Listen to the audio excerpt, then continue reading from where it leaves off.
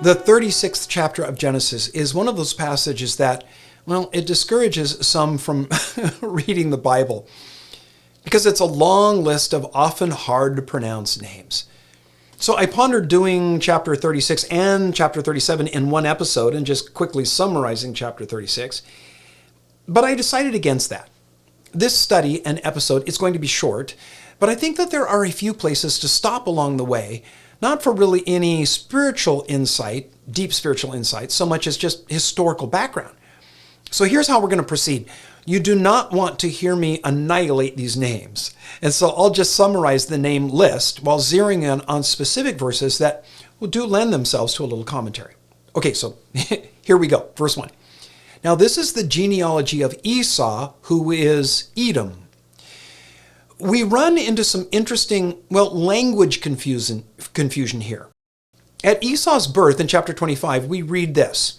So when her, and that is Rebekah, when her days were fulfilled for her to give birth, indeed there were twins in her womb, and the first came out red. He was like a hairy garment all over, so they called his name Esau. Red is the word from which the name Edom comes, but his birth name was Esau, seemingly named that because he was inordinately hairy, which of course the occasional infant is at birth. The problem is, by the sources available to us to date, the word Esau has no connection that we can discern to the idea of hair. The word seems linked to a root that speaks of work, accomplishment, of getting stuff done. So here's where the text of Scripture ought to prevail over current scholarship. And sadly, it doesn't in most academic settings. Just because we've not seen the word Esau connected to hair so far doesn't mean it wasn't. It just means that we haven't found the manuscript evidence for it yet. Except, and this is no mean evidence, the book of Genesis.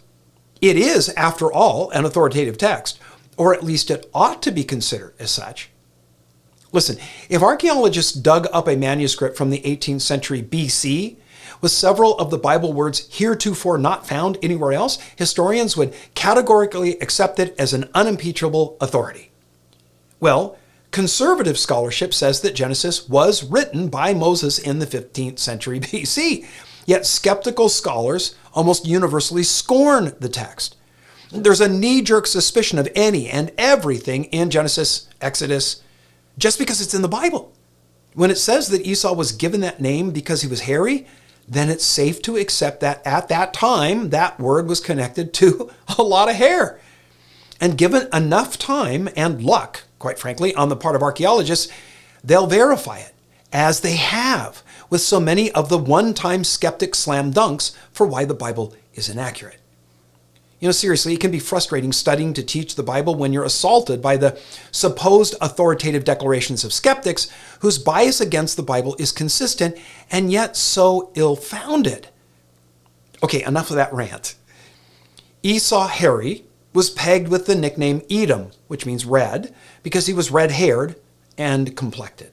Verse 2.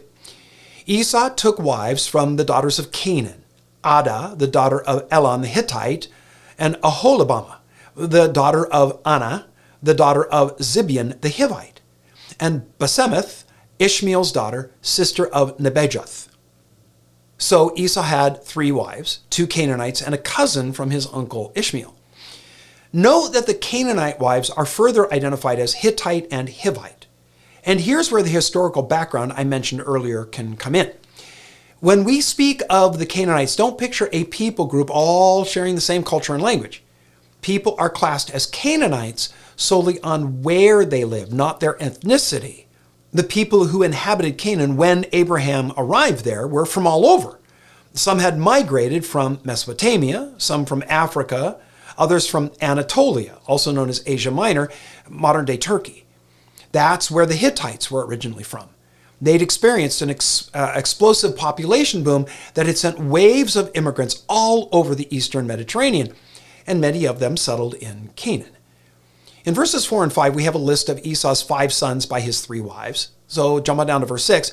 Then Esau took his wives, his sons, his daughters, and all the persons of his household, his cattle and all his animals, all his goods which he had gained in the land of Canaan, and went to a country away from the presence of his brother Jacob, for their possessions were too great for them to dwell together, and the land where they were strangers could not support them because of their livestock. And so Esau dwelt in Mount Seir.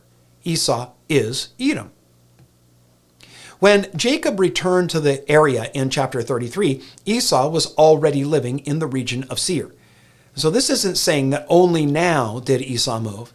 He had moved to this region earlier when he knew that his future and fortune were not in Canaan, because he had sold his birthright to his brother, and the covenant promises of the family he knew were meant to proceed to Jacob.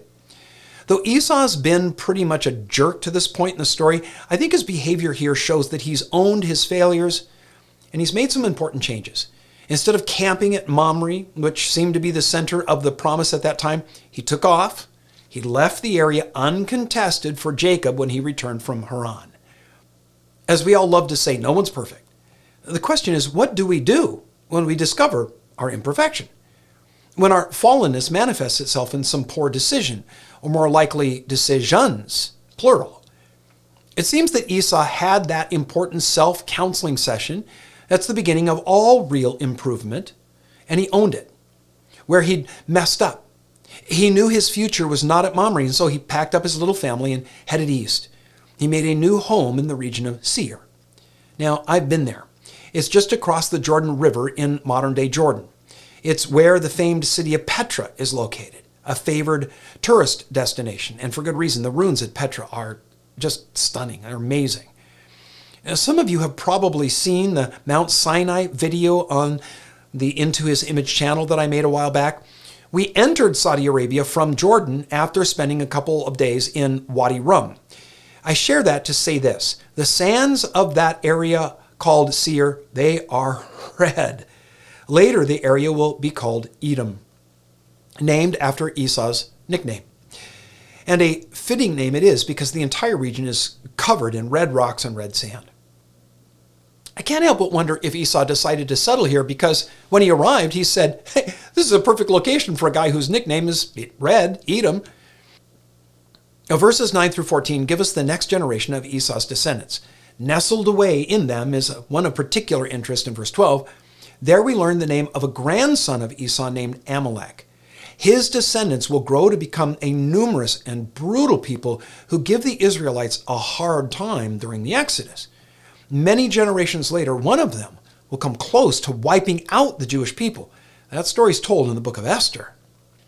Verses 15 through 19 then are a chronicle of leaders called chiefs who ruled the descendants of Esau. So think tribal chieftains, you're on solid ground. Verses 20 through 30 list later descendants of Esau. And then, as we come to verse 31, we see what has to be an editorial note inserted by someone long after Moses gave his original record. So look at verse 31. Now these were the kings who reigned in the land of Edom before any king reigned over the children of Israel. Now that makes no sense unless this was amended sometime after Saul and David, the first kings of Israel. That means there may have been other small emendations in the text of Genesis that appear as anachronisms. An anachronism is a historical abnormality. It's usually inserting something into the account of an earlier time before that thing even existed, before that particular word or name was used, before it was a thing. Now, unless Moses had prophetic insight that the day would come when Israel had a king, he's not likely to have penned that last part of verse 31, but it is precisely the kind of emendation that we would expect from a later scribe. So let's examine it. Here are the kings who ruled Edom. Verse 32, Bela, the son of Beor, reigned in Edom, and the name of his city was Dinhabah. Interesting, since this is the first time we encounter both Bela and Beor. They are not listed in the previous descendants of Esau. So these may be later descendants, or Bela may not be a descendant of Esau at all. This is a list of the kings of Edom, not necessarily Esau's progeny. Seir wasn't empty when Esau settled there. Beor and his son Bela may have been native inhabitants who were subsumed within the Edomites. It's interesting that Balaam, who we encounter much later in the story of Israel, was the son of Beor. It might be the same guy. Verse 33, And when Bela died, Jobab, the son of Zerah of Bozrah, reigned in his place. Now we have a change in dynasties there, you see. Verse 34, when Jobab died, Husham of the land of Temanites reigned in his place. And so, can you see there's another change in dynasty, which carries over in the next several verses where we read of 5 dynastic changes. Verse 39 ends by mentioning a few women. Their names mean nothing to us today. That they're written into the story means that they were well known in those days. Now, in a way, that seems to confirm our suspicion that the kings of Edom weren't always descendants of Esau. The chapter ends in verses 40 through 43 with a list of the tribal chiefs that Esau was ancestor of. And that's chapter 36. So, as I said, a much shorter episode this time. And we'll pick it up on our next episode at chapter 37.